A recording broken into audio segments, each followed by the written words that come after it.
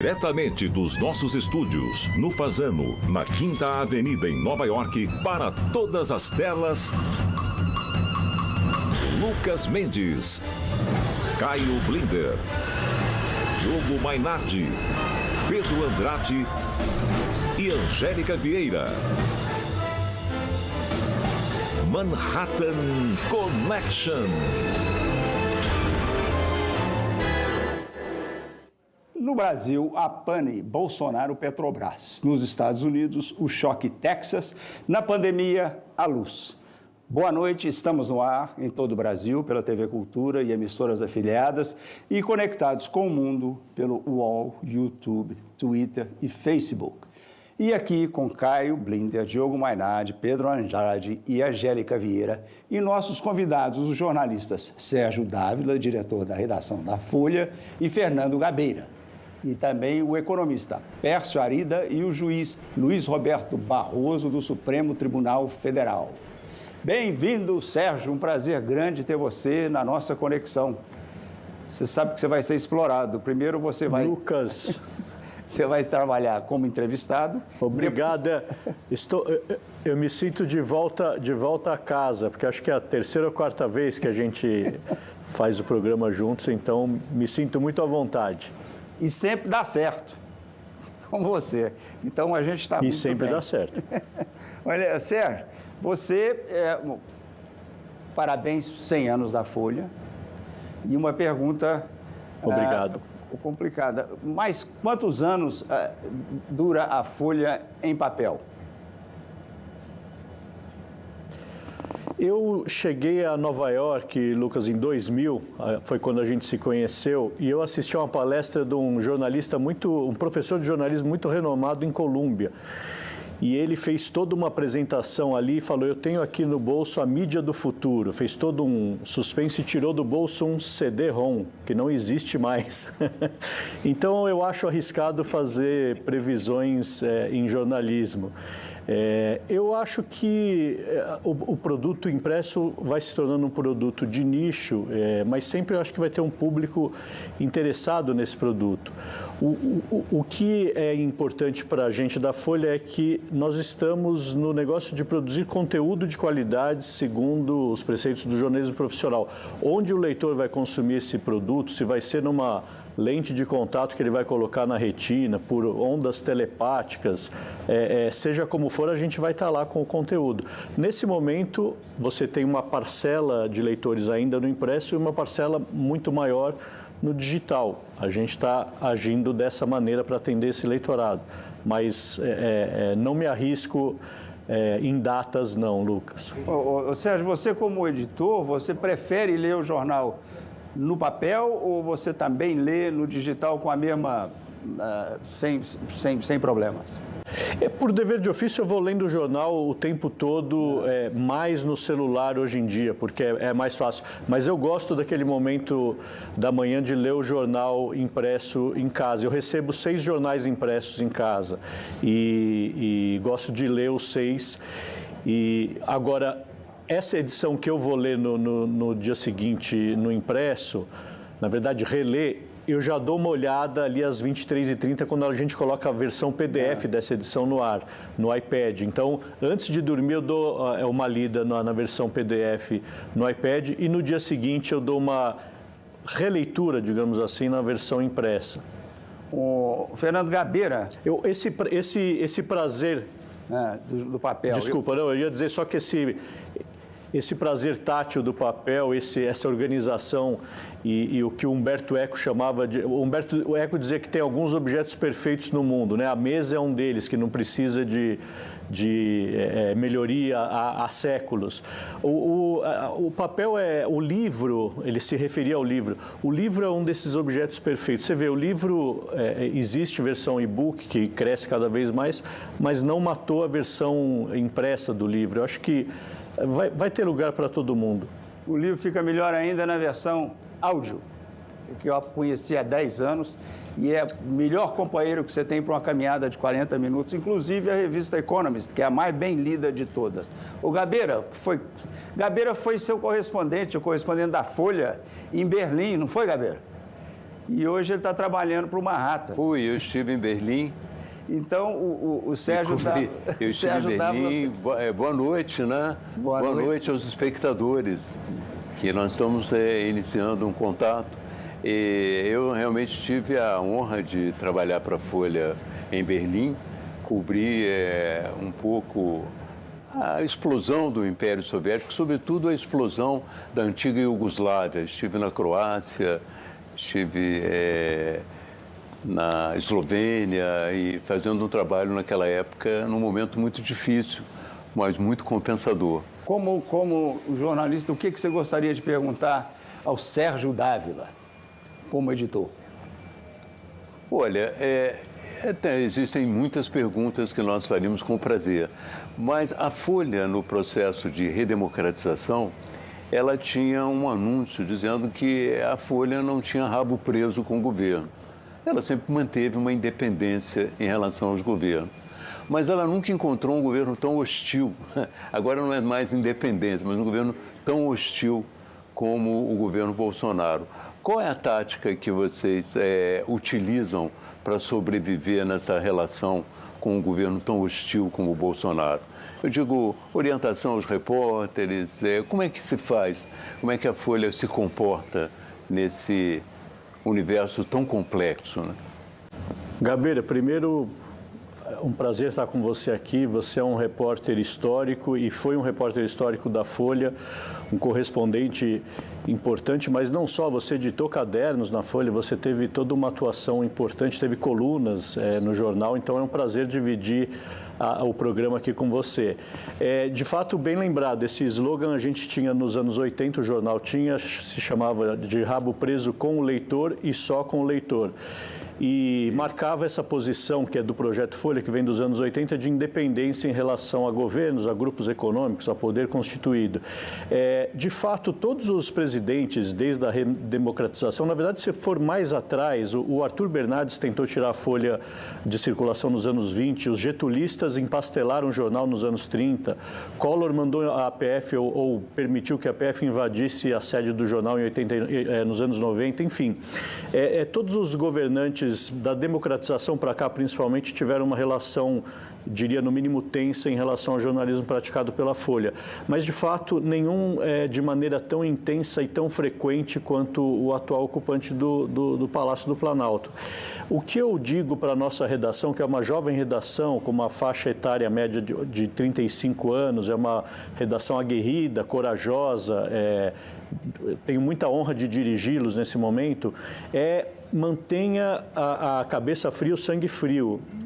Não caia em provocações, não responda a provocações, não entre em brigas nas redes sociais, porque, como a gente sabe, esse governo e apoiadores em torno do governo tem toda uma rede de ação nas redes sociais que acaba atingindo até em ataques virtuais ou pessoais os nossos próprios repórteres. Então, é um mantra constante, diário, que eu tenho falado para eles, para que eles mantenham o sangue frio. Do nosso ponto de vista, eu gosto muito de uma frase do Marty Baron, o editor executivo do Washington Post, que, aliás, está deixando o cargo agora em abril. Ele, indagado sobre a cobertura que o Washington Post fazia do governo Trump, ele dizia: "We are not at war, we are at work." E é a nossa posição também. A gente não está em guerra com ninguém, a gente está fazendo o nosso trabalho. Tá certo. Um outro empregado da Folha, que tem ótimas lembranças. Tem. Entra aqui, Caio. Sérgio, é o seguinte, eu estou aqui há 28 anos com o Lucas, no Manhattan, mas eu sou cria da Folha. A Folha foi minha escola e foi minha casa. Eu dormia na Folha, assim, tanto trabalho que eu tinha, e nós tivemos o privilégio de trabalhar muito intimamente com Otávio Frias Filho, né? Eu, numa época anterior à sua. Eu queria saber de você qual a principal lição que você teve da sua formação na Folha, em especial do Otávio. Caio, também é um prazer estar com você de volta. A gente já se conhece há décadas. E eu não sei se eu já te contei essa história, conto aqui de público. Um dia eu estava na primeira página da Folha, recentemente, abri uma gaveta, daquelas que não são abertas há décadas também, e tinha um bilhete seu datilografado numa lauda, você como editor de Internacional, para o Caio Túlio Costa, que era o secretário de redação. E ali você reclamava que a editoria de Internacional estava tendo pouco espaço na primeira página. Então você vê que a luta dos repórteres e dos editores com o comando do jornal é antiga. Mas, de fato, o Otávio foi mais que um chefe, mais que um superior, digamos assim, ele foi um mentor para mim no jornalismo. E acho que o que eu absorvi de melhor dele foi o que a gente chama de consenso iluminista, essa luta intransigente pelo consenso iluminista, que a gente dava de barato que era uma conquista feita, e agora a gente vê que não. Você tem que reafirmar as liberdades individuais, reafirmar o direito das minorias, reafirmar até que a Terra é redonda. São coisas que, né, se falássemos há 5, 10 anos, achariam que a gente era louco. Mas esse consenso iluminista, essa luta por esses direitos é algo, acho que é o principal que eu aprendi dele. Diogo Mainardi, bem-vindo. Nunca trabalhou na Folha. Obrigado. Estou vindo com muito interesse aqui. Se tiver interesse Sérgio, em trabalhar lá, já é o cara certo aí para você pedir um emprego. Diga, Diogo. Ele é meu amigão, ele já me ofereceu um emprego e ele fez a minha fortuna na imprensa, me oferecendo um emprego na hora certa. E, Sérgio, desculpa tirar do armário a nossa amizade, espero que isso não crie problemas na tua redação, mas eu acho que você subestimou um pouco o perigo representado pelo Bolsonaro. Eu me engancho à pergunta feita pelo Gabeira, mas você usou a expressão tirar de circulação o jornal.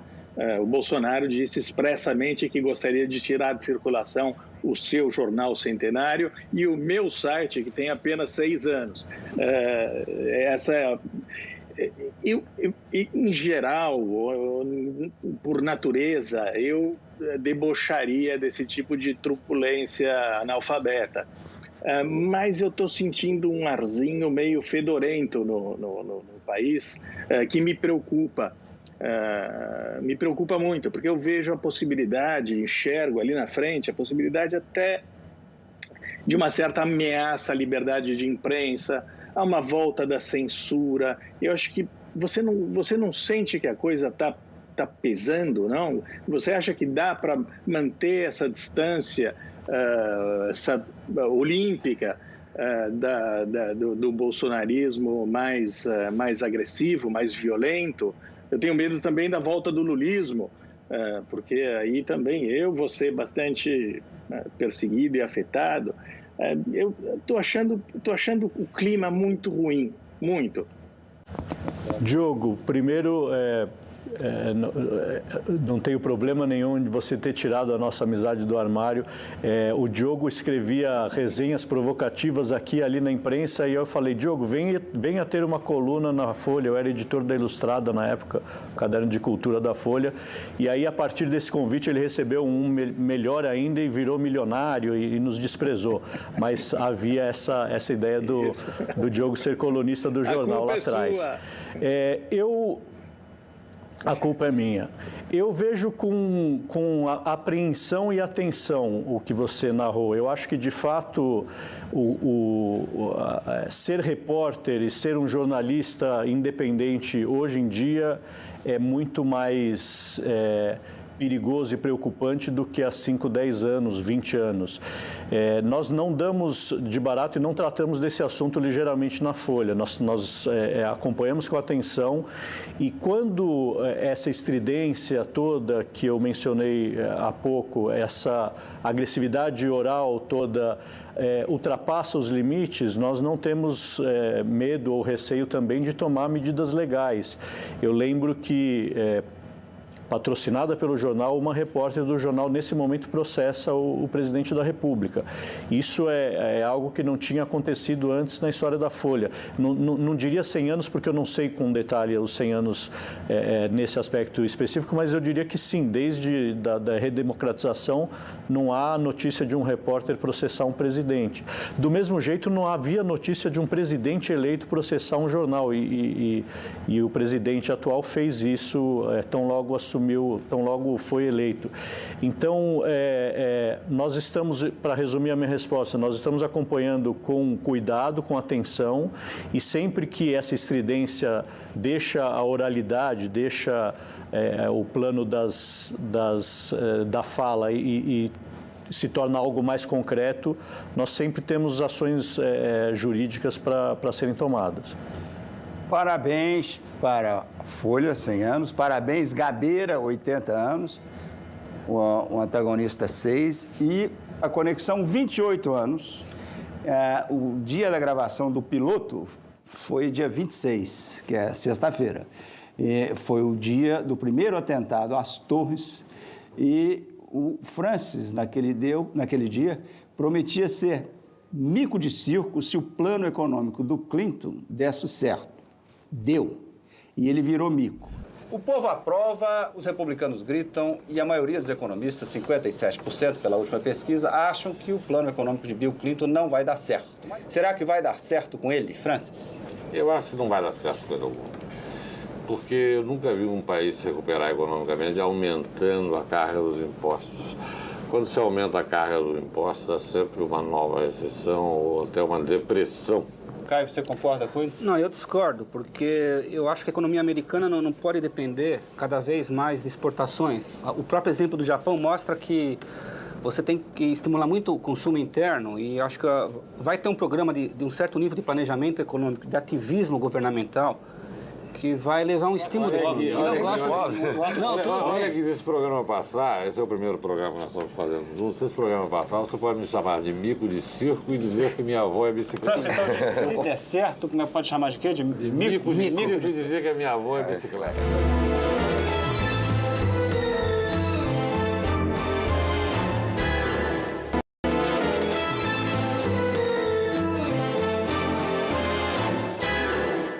Estamos de volta com Caio Blinder, Diogo Mainardi, Angélica Vieira, Pedro Andrade e Sérgio Dávila no papel de Mahatazana e Fernando Gabeira como entrevistado.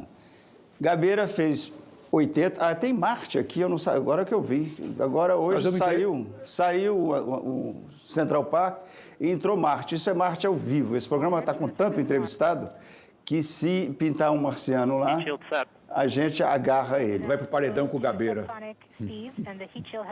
Agora, o Marte entrou quando eu estava cumprimentando o Gabeira pelos 80 anos, e tem muito aniversário essa semana.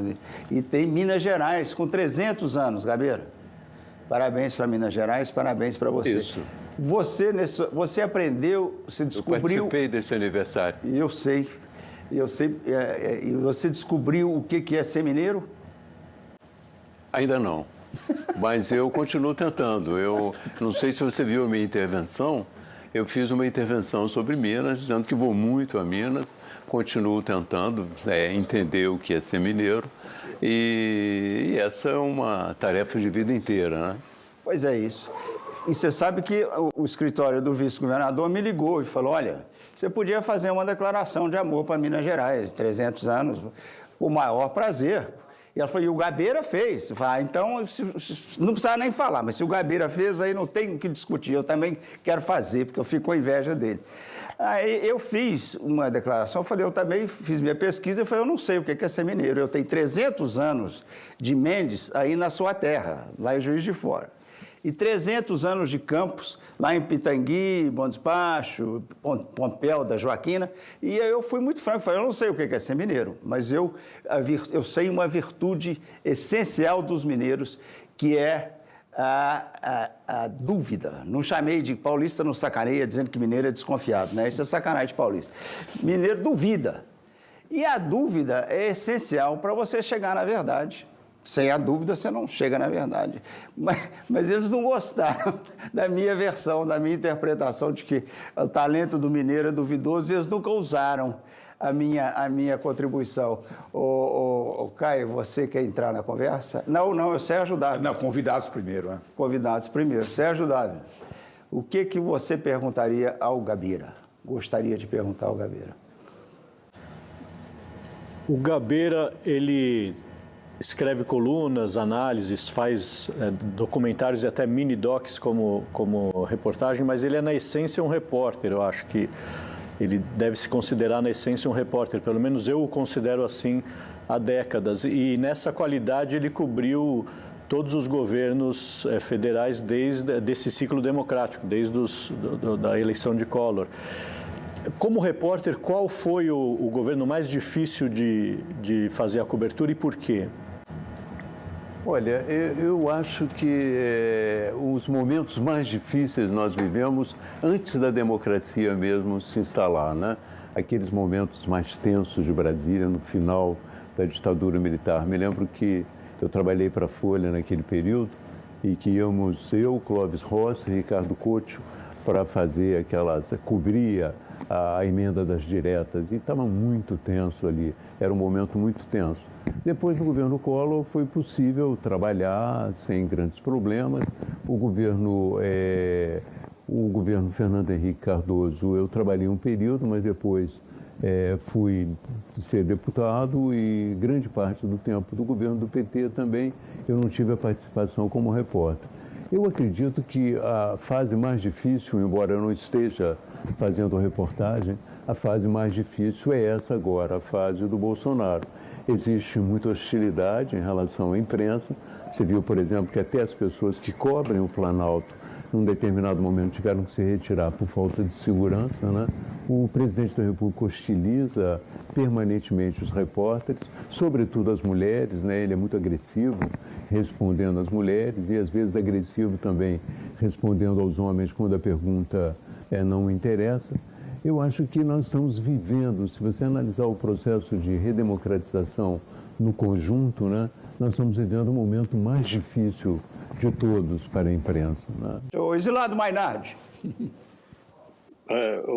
Gabeira, você tem escrito há semanas sobre a necessidade de libertar o Brasil do Bolsonaro e do bolsonarismo. Eu estou com você nessa. Eu defendo há mais de um ano que ele seja condenado e preso por causa dos crimes cometidos durante a epidemia. A questão é saber quando e, sobretudo, como. Como é que a gente pode se livrar desse estrupício em 2022, possivelmente? Exato. Nós, durante algum tempo, trabalhamos com a ideia do impeachment. Mas a ideia do impeachment foi muito enfraquecida com a eleição de candidatos bolsonaristas, tanto para a presidência da Câmara como para a presidência do Senado. Nós ficamos assim um pouco...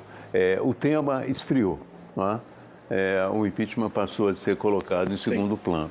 Então surge agora a possibilidade de uma decisão eleitoral, não é? Algo que se realize em 2022. Mas eu chamo a atenção também para o aspecto muito grave da condução da pandemia. O general Pazuello já está sendo objeto de várias investigações. E nós sabemos que o general Pazuello, ele apenas obedece ao presidente da República. Ele realiza a política que o presidente da República manda ele realizar. Se por acaso ele for condenado e for responsabilizado por todos os problemas acontecidos por uma gestão suicida na economia, na pandemia, certamente essa acusação irá atingir o presidente da República. Então nós temos, de um lado, o processo eleitoral, mas nós temos também a possibilidade de julgá-los por algo muito concreto, né? Nós estamos perdendo aí, nós temos quase 250 mil mortos, tivemos mortes em Manaus, assistidas até com a presença dele em Manaus. Ele foi a Manaus, não percebeu que estava faltando oxigênio, ele foi a Manaus aparentemente para divulgar o tratamento precoce e o uso da cloroquina no momento que faltava oxigênio. E quando ele descobriu que faltava oxigênio, já com muita gente morta, ele soube da existência da variante brasileira que hoje já está se tornando dominante, possivelmente em Manaus, e ameaça todo o Brasil. Também não fez nada. Você vê um governo que não toma as providências para salvar as pessoas que dependem do oxigênio, um governo que trabalha no sentido de divulgar remédios que não estão comprovados, ou melhor, que estão comprovadamente ineficazes, e finalmente um governo que, ao tomar conhecimento de uma nova variante, finge que ela não existe.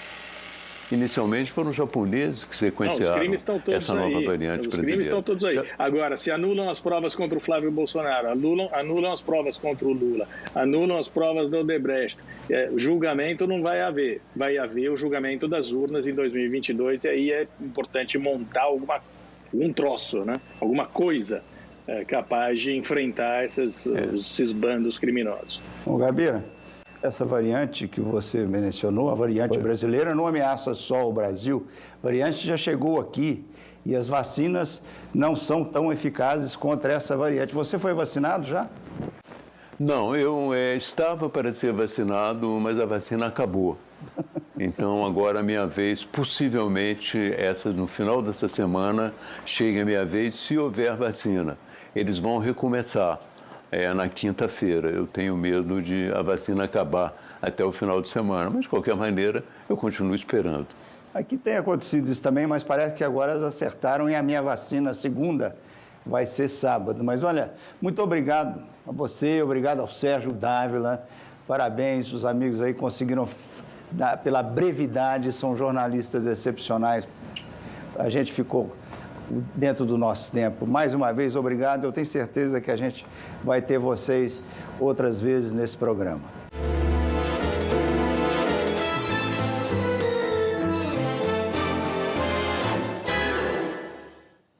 Estamos de volta com o economista Pércio Arida, ex-presidente do Banco Central e um dos arquitetos do Plano Real, que acabou com a incurável inflação brasileira e salvou o país.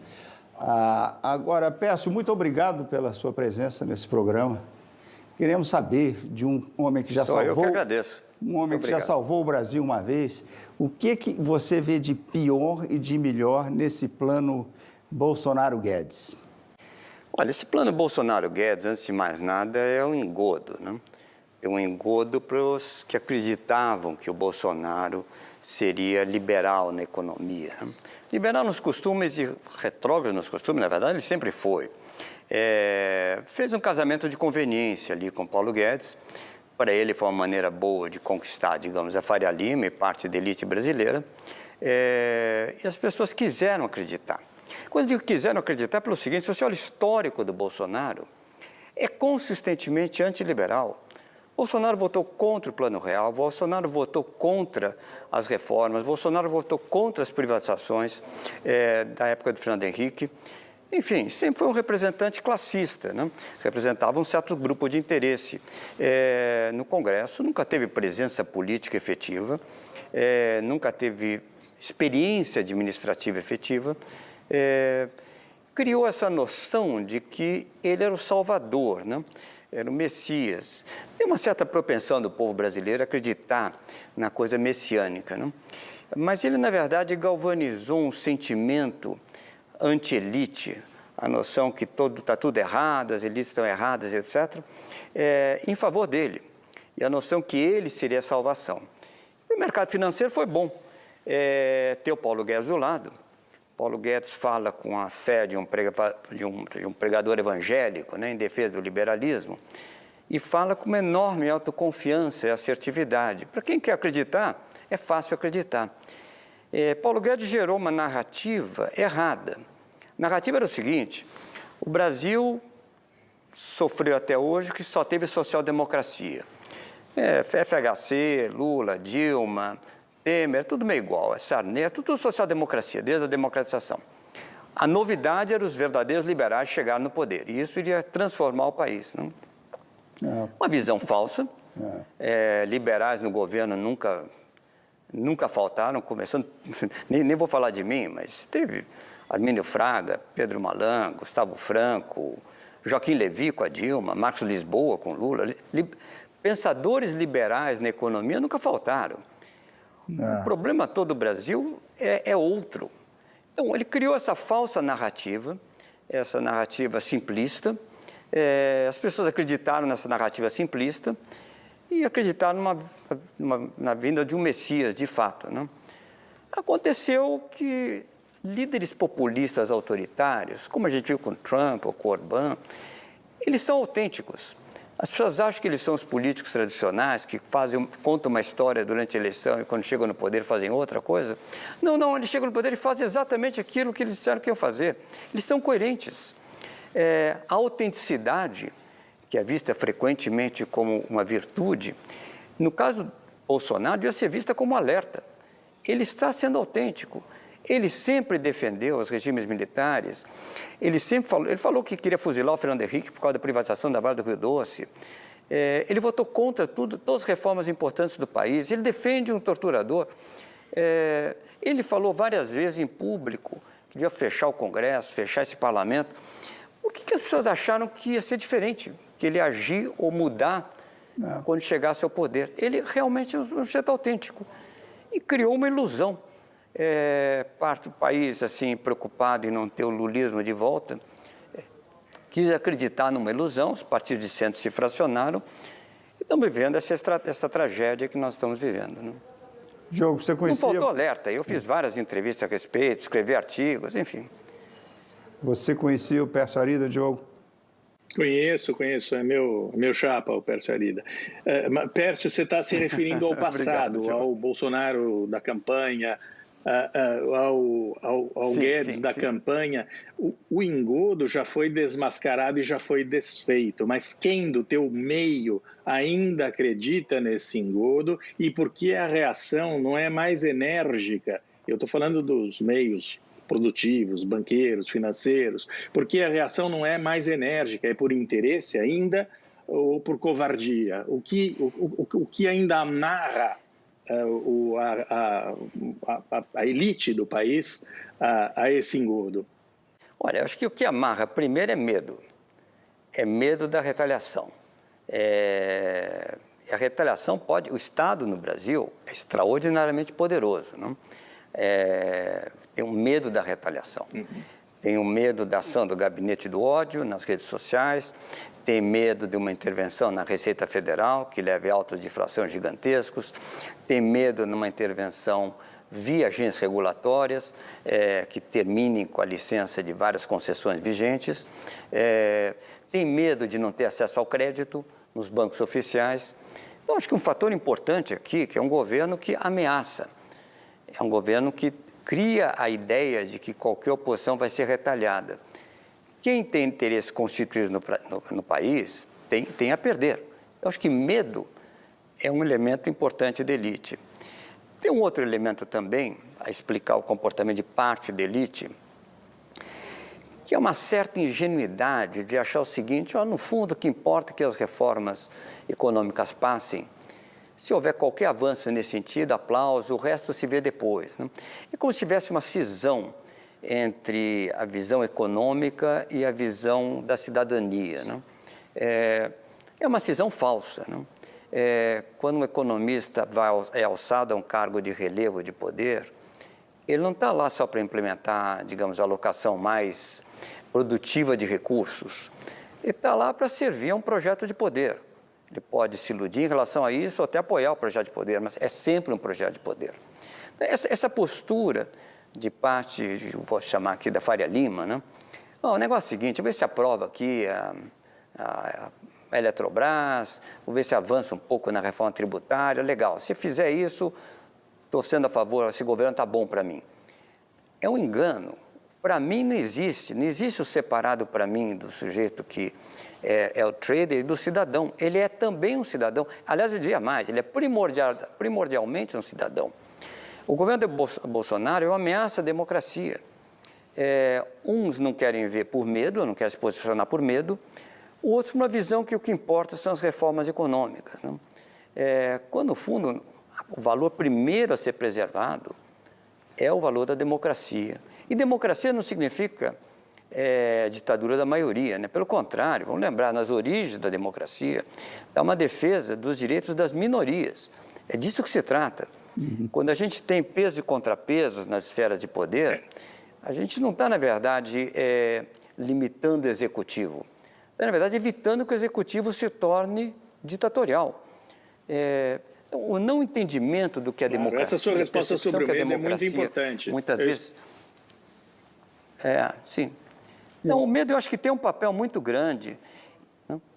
E tem também, mas deixa eu terminar aqui, tem um aspecto também que é a noção de que o sistema de pesos e contrapesos trava as reformas que o ministro Guedes não consegue porque tem o Supremo, porque tem um parlamento. Espera aí, o sistema de pesos e contrapesos salva o Brasil de uma situação ditatorial, antes de mais nada. E é perfeitamente possível fazer reformas, boas reformas, no sistema democrático. O governo Fernando Henrique foi um ótimo exemplo disso. Olha, das melhores respostas para quem está fora, nunca vi tanta clareza numa explicação sobre essa situação brasileira. Obrigado. O Caio. Viu que é Faria Limer? Aprendeu. O Lucas aprendeu que é Faria Limer, agora a expressão. O Pércio. É Faria Limer, exatamente. 2 e 1 curtinhas. Oi. Número 1, Oi, você, afinal das contas, qual a distância entre a Dilma e o Bolsonaro? E, afinal, de quem é o petróleo? Bom, essas perguntas são curiosas, né? Pelo seguinte, eu lembro da época que se dizia que o petróleo era estratégico, né? Era um bem estratégico do país e, portanto, tinha que ser de propriedade nacional, né? Então, o petróleo é nosso, né? Bom, ele é nosso de um lado, evidente, porque está em terras brasileiras, né? É nosso porque o governo cobra royalties, né? Mas isso não tem relevância nenhuma para saber qual deve ser a propriedade da Petrobras. São outros 500, né? Então, a confusão entre o petróleo é nosso e de quem deve ser a propriedade de uma companhia que extraia petróleo, você até se entende por razões históricas. Antigamente, existia um monopólio estatal do petróleo. Bom, então, na verdade, o petróleo e a Petrobras se confundiam. Hoje, graças a Fernando Henrique, não tem mais monopólio estatal.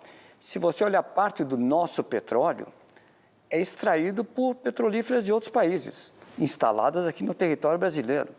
Então, essa noção de que o petróleo é nosso implica a propriedade estatal das companhias digamos, um passo maior que a perna, não faz muito sentido. Qual que é a sua outra pergunta, Caio? A distância entre a Dilma, você é economista, faz a conta, a distância entre a Dilma e o Dilma, ou o Bolsonaro. Olha, em matéria de preço de petróleo, a distância é muito pequena. Você vê que o que o Bolsonaro está fazendo é tipicamente coisa da Dilma. E para evitar dizer que está controlando o preço, ele vai espaçar os reajustes de preços, né? O problema só não vai ser maior se o petróleo, internacionalmente falando, passar a cair daqui para frente. Se subir daqui para frente, você vai ter exatamente uma repetição da Dilma. Em vez de reajustar com frequência, você reajusta muito lentamente e, na verdade, subsidia o uso de um combustível que é poluente, em favor de quem? Politicamente do governo, em desfavor dos acionistas da Petrobras, da qual o governo é controlador. Quer dizer, é a mesma irresponsabilidade da Dilma que vai se desenhar para frente. A Dilma tinha um outro aspecto, né? Que eram os financiamentos subsidiados ao BNDES. Ela aumentava o Tesouro se endividava, dava dinheiro baratinho para o BNDES dar dinheiro para os campeões nacionais ou quem ele quisesse dar dinheiro, né? Esse segundo aspecto da Dilma não está presente no governo Bolsonaro, mas graças ao Temer, que foi no governo Temer que acabaram os empréstimos subsidiados, né?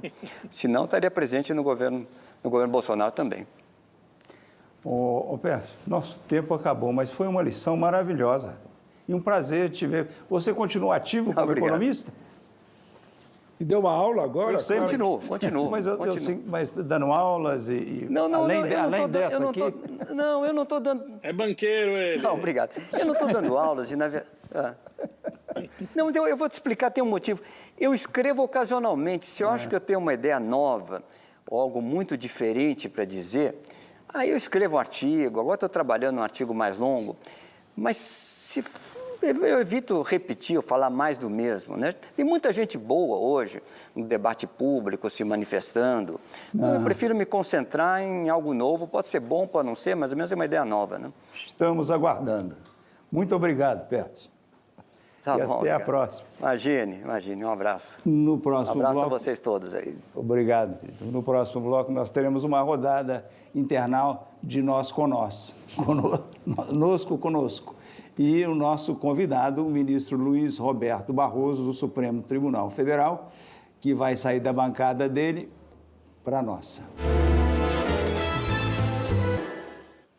Estamos de volta com Caio Blinder, Diogo Mainardi, Angélica Vieira, Pedro Andrade e daqui a pouco com o ministro Luiz Roberto Barroso, do Supremo Tribunal, que ainda está na sessão, mas está a caminho da nossa bancada. E vamos começar pelo Covid. Essa semana faz um ano o primeiro caso do Covid no Brasil. O primeiro na Europa, que foi na Itália. Nos Estados Unidos, o primeiro foi em janeiro de 2020. O Dr. Fauci, na época, anunciou que poderíamos ter 240 mil mortos até o fim do ano. Foi chamado de louco e alarmista. 0, disse o presidente Trump, que teríamos no fim do ano de 2020. Essa semana, passamos de 500 mil mortos. Diogo, onde estamos e para onde vamos? Estados Unidos e Europa estão vendo logo ali adiante o fim da hecatombe. Daqui a 3 meses é possível que a gente tenha se livrado da pior fase dessa epidemia e comece a raciocinar já em setembro, outubro, uma vida mais ou menos normal, talvez até inteiramente normal, dá para enxergar.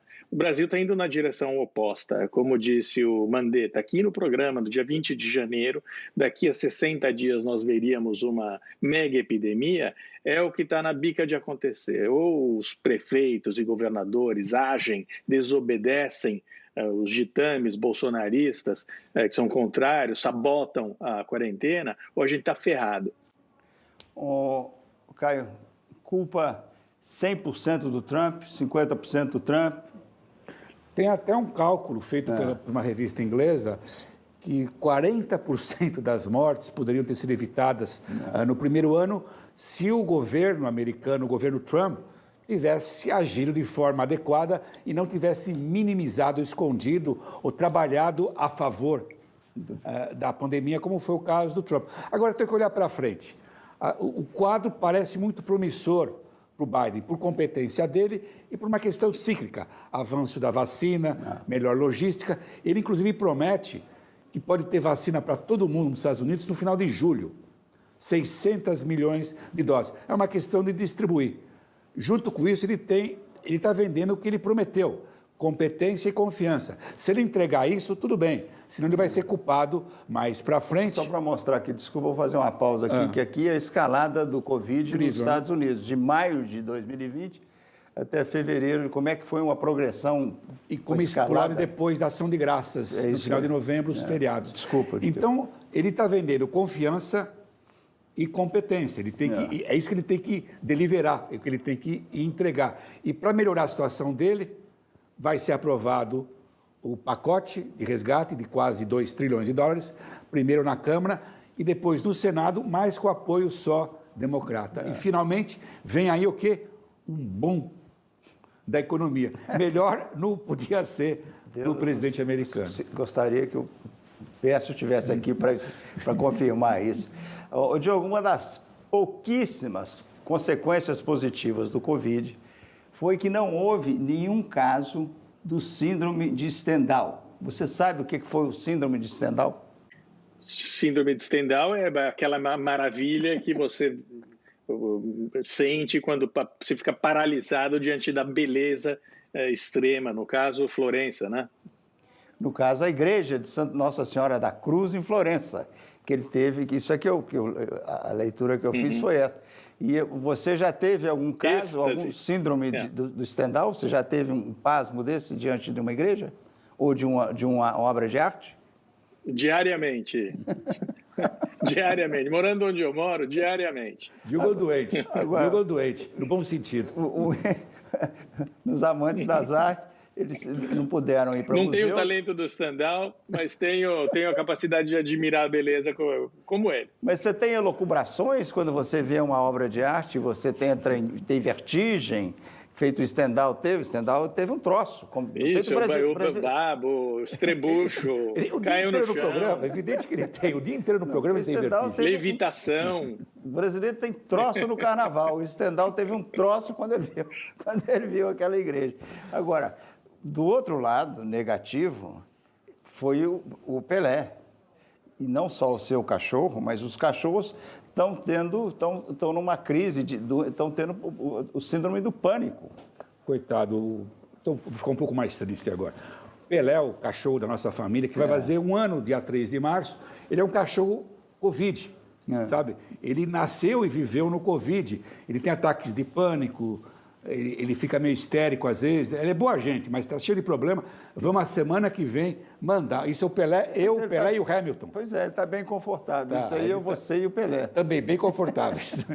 Então, eu e o Pelé vai ser mandado para um campo de treinamento a semana que vem. Viu, Pelé? O Pelé foi uma bênção. Então agora nós vamos sair da bênção para uma maldição. O Trump estava esquecido até agora. Ele sumiu porque o próprio Biden não fala o nome dele. O Biden se refere a ele como o cara que estava aqui antes e nunca fala o nome do Trump. Agora, essa decisão do Supremo, essa semana, de mandar soltar os documentos que o Trump conseguiu bloquear, ao contrário do Brasil, ele conseguiu bloquear até agora. Foram 4 anos da polícia de Nova York, a investigação de Nova York e outros estados. E agora ele vai sair para uma conferência, vai ser a primeira saída dele de um grupo ultraconservador na Flórida. Agora, a melhor história que eu ouvi, a melhor explicação por que o Trump dura, foi do Woody Allen no filme Annie Hall, que o cara entra na sala do psiquiatra e fala: meu irmão enlouqueceu. Ele acha que é galinha. O psiquiatra fala: bom, mas esse caso é fácil. Interna o seu irmão. Fala: não posso, a gente precisa dos ovos. É o mesmo caso do Trump. Eles precisam dos ovos. Os republicanos, sem os ovos do Trump, estão fodidos.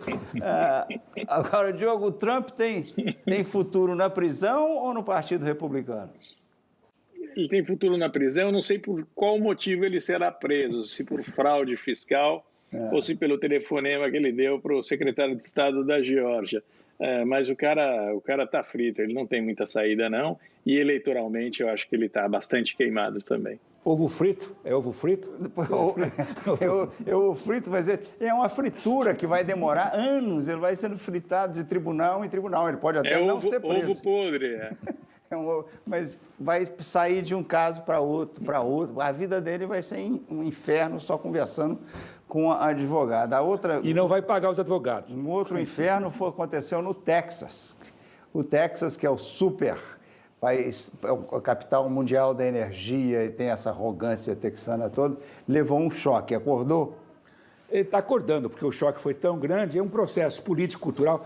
O governador do Texas primeiro quis mentir, quis acusar fontes renováveis de alternativa pela pane do Texas. Mas, na verdade, a principal causa do problema, que eles não se prepararam para o inverno, foi gás natural, fontes fósseis. Então é isso, o Texas tem que ter uma mudança de paradigma para aceitar isso e aceitar que precisa regular um pouco a economia. O Bolsonaro quer regular demais os combustíveis. Ele quer regular a energia. Mas no caso do Brasil ele quer regular demais, controlar os preços. No caso do Texas, desregularam totalmente, de forma selvagem, e teve esse impacto. Imagine, essa semana inteira eu li grandes reportagens de quem? Do Wall Street Journal, dizendo, de fato, a gente tem que regular um pouco a economia, senão essa esbórnia do Texas. Não dá, então espero que o choque... Você viu, no começo da crise, no dia seguinte, quando deu aquela pane total, apagou tudo, congelaram os canos de água, e a primeira explicação não foi a culpa, é do vento. Uma parte pequenininha do Texas tem energia. Total, é como eu falei, gás natural. Tem a gente pagando $1.000 por dia Então, de conta de cidadezinha energia. recebeu uma conta de 17 milhões. É. Então, nós vamos do Texas para Brasília para um convidado que acaba de sair da bancada dele do Supremo para sentar conosco. Ministro, muitíssimo obrigado pela sua presença aqui. Parece que teve uma sessão mais longa hoje lá no tribunal, no Supremo.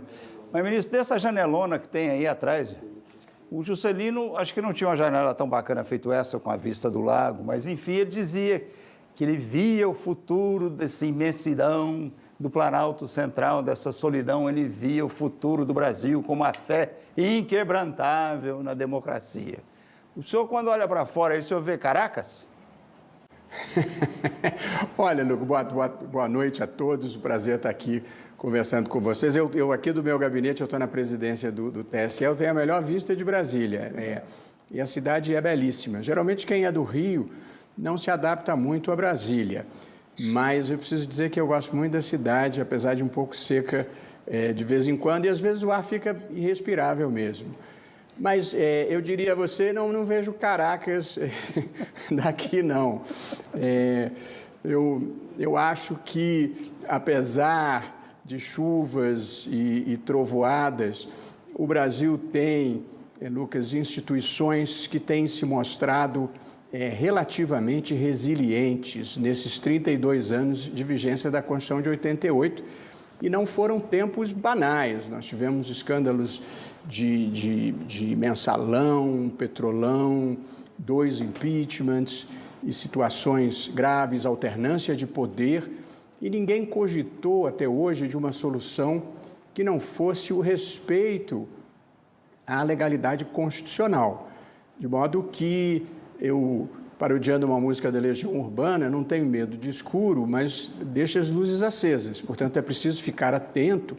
Mas eu acho que nós temos uma democracia relativamente resiliente até aqui, mas é preciso atenção. Olha, eu vou passar para o Diogo, mas daqui a gente vê a situação do nosso judiciário com muita preocupação. Diga, Diogo.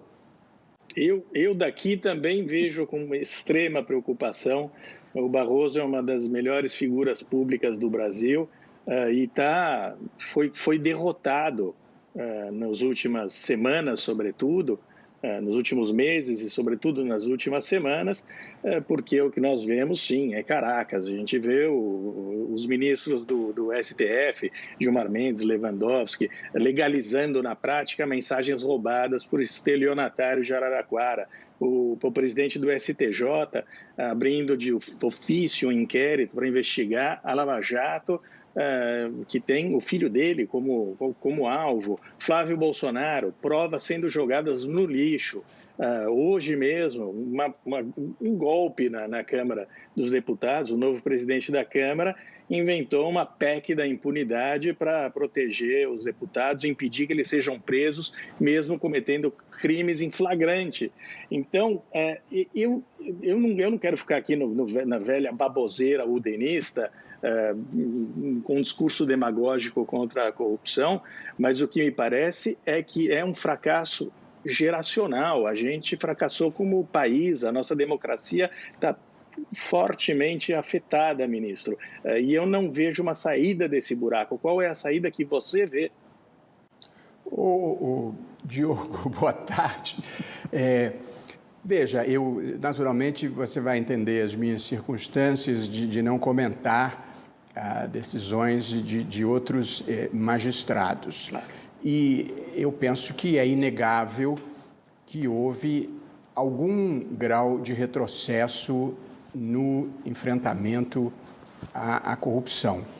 Mas eu gostaria de dizer algumas coisas. Eu tenho uma visão construtiva da vida, não negacionista da realidade. E, portanto, acho sim que há um retrocesso. Mas a história não é linear. A história, e nós bem sabemos disso, ela é feita de idas e vindas. Eu acho que nós avançamos muito em relação ao enfrentamento da corrupção, e eu concordo com você, não como um discurso udenista, não como um discurso que na história do Brasil sempre se utilizou para fins eleitorais ou para fins de depreciação do adversário sem nenhuma consequência. Eu acho que agora o enfrentamento da corrupção trouxe consequências importantes para a vida brasileira e acho que nós já mudamos o patamar do Brasil. De modo que há, sim, um retrocesso, mas nós não voltamos àquele ponto original. É um passo atrás, mas há um avanço já consolidado. E um avanço que, a meu ver, decorre de uma sociedade que deixou de aceitar o inaceitável.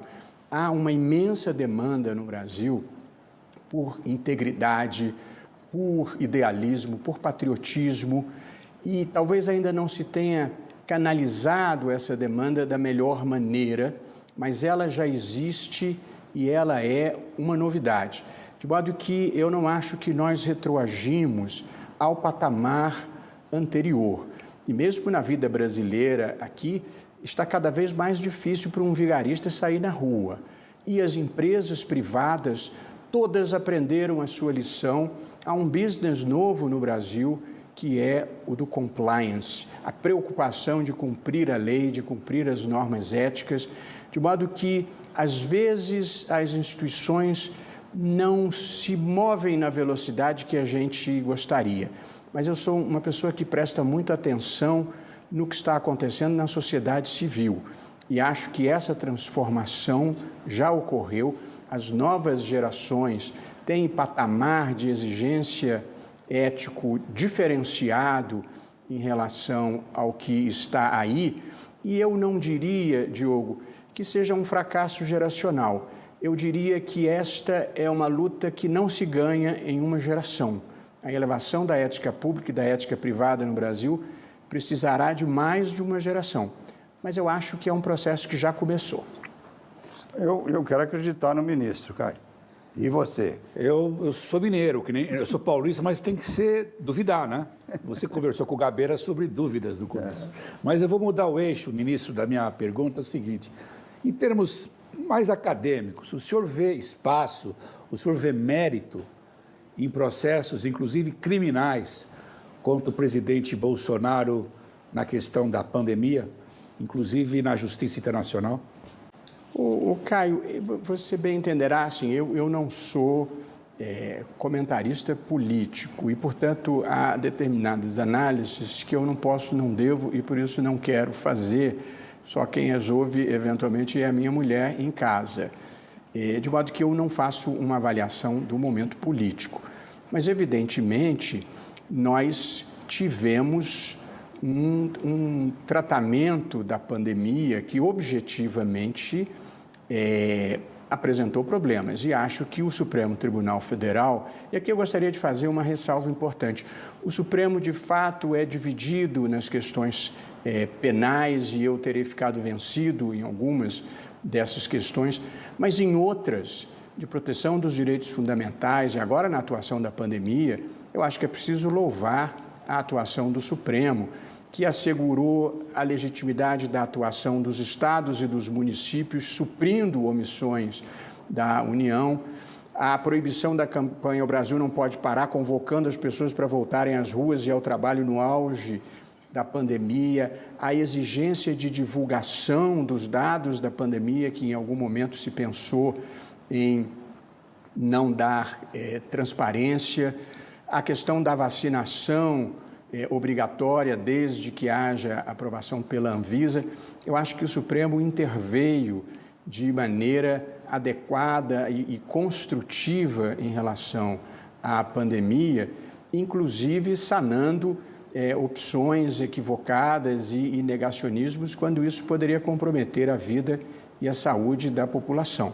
Portanto, não me cabe fazer juízos políticos sobre a atuação do presidente, mas os juízos jurídicos que o Supremo fez, eu acho que coibiram males maiores no tratamento da pandemia.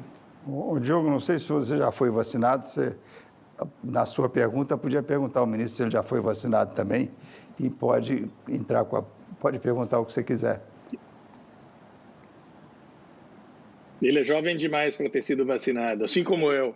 Um rapagão como eu, ainda não chegou a minha vez, infelizmente. Nem a dele, eu imagino. Tão pouco. Eu concordo perfeitamente que há uma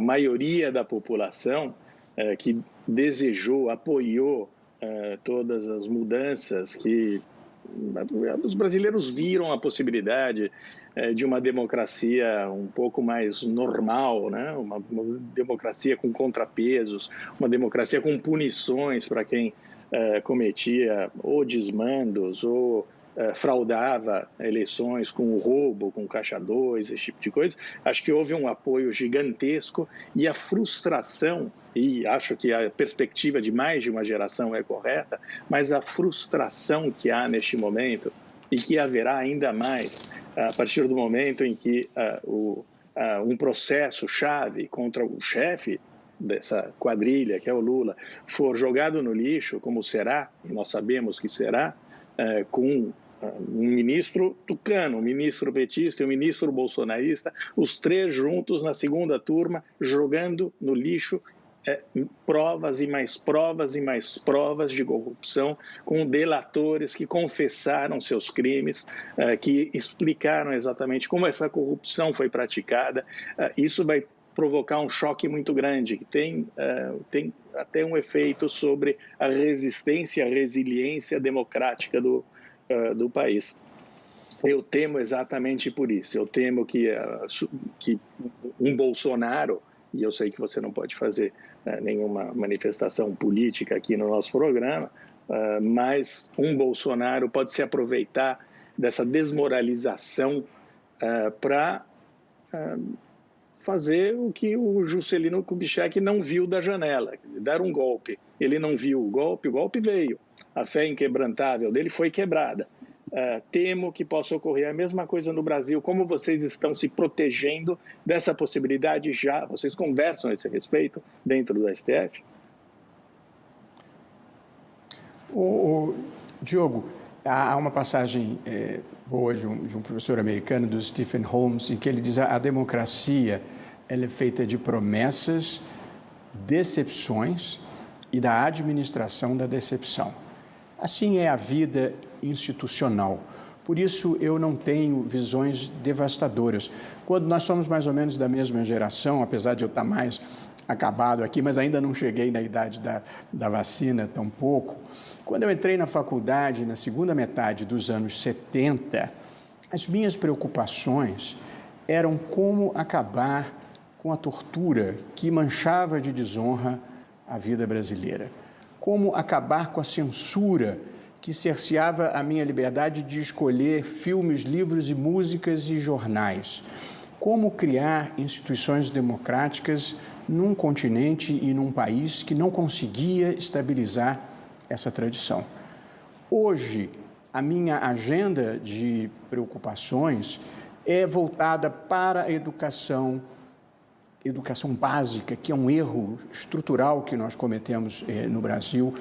Há investimento em ciência e tecnologia, a economia do conhecimento é o futuro. Portanto, eu estou preocupado com alguns atrasos. É claro que as turbulências institucionais que afetaram o mundo, quer dizer, a recessão democrática em países como Hungria, Polônia, Turquia, Rússia, Ucrânia, Geórgia, Filipinas, Nicarágua, Venezuela, isso me preocupa em alguma medida, mas acho que as instituições brasileiras, elas têm sido, como eu disse ao início, resilientes.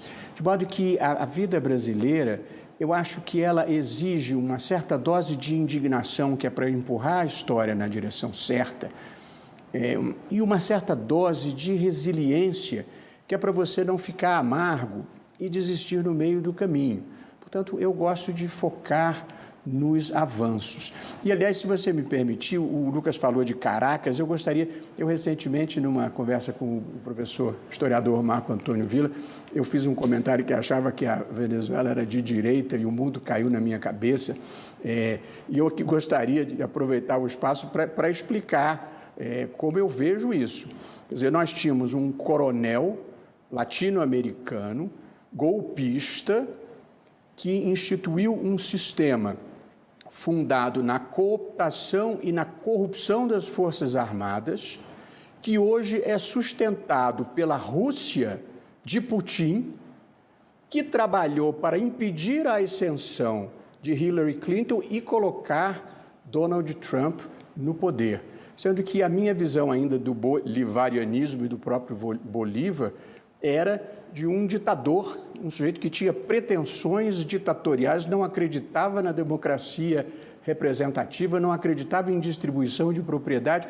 Portanto, eu consideraria... Hoje, a Venezuela não é nem de direita nem de esquerda, é só um desastre humanitário. Mas essa é a minha explicação de por que eu acho que ali é uma tirania à direita do espectro político. Nunca entendi por que a esquerda brasileira se amarrou no mastro desse naufrágio. Bom, ministro, essa conversa podia durar a tarde inteira. Está muito boa, mas o nosso tempo chegou no limite. Muitíssimo obrigado pela sua participação. Estou tentando ver Caracas aí atrás, não está dando para ver bem. Dá para ver Moscou. Moscou dá para ver. Não, incrível, mas, ministro, muitíssimo obrigado. E até, quem sabe, a gente tem outras oportunidades. Olha aqui, eu acho que... Diga. E da minha janela eu vejo um futuro bonito para o Brasil. O Brasil exige paciência e determinação, pessoal. E acho que o nosso papel é empurrar a história na direção certa. Uma alegria falar com vocês. Saúde e sucesso para todos. Obrigado. Um abraço grande. Obrigado. Boa noite, muito obrigado.